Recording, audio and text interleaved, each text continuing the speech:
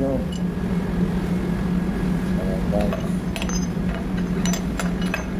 Pagkakita ko naman sa inyo kung paano pagtanggal ng valve. Nilagay ko lang yan guys. Babaw lang yan guys ha. Pag-ipitin yan guys.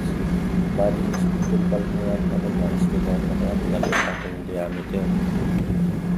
Tapos saka ko yung namin yan guys. Hindi ko papatamayin ko sa may speaker. Yan lang sa ibabaw yan.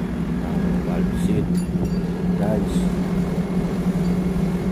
Bali weldingin ko na guys. Ingat sa welding, ma-weldingin pati yung cylinder ko ha. Kailangan focus ko talaga dyan pag-welding. Gamitan mo dalawang kamay mo para sigurado. Yan guys, welding ko na para mabilisan. Talaga ang ginagawa dito sa bago, welding ng valve, matanggal yan. Pero hindi ko pinatitipid ko sa spindle ha. So ginawa ko sa tinono ko. Nalitang ko hindi yan.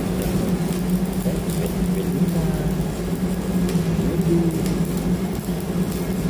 Ito na si mix mo. Guys, spindle. Guys, panitawin mo yan guys para okay. Ayan guys. Yay, natitlan na. At ganyan guys, para matanggal na yung valve seat niyan. Tanggal siya.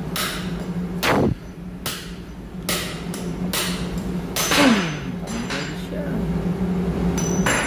Guys, tanggal na agad. Madali. Mag-face up. Minsan na yan guys. Sunod yung video. Paano man ilagay yung valve seat. Assembly. Water pressure.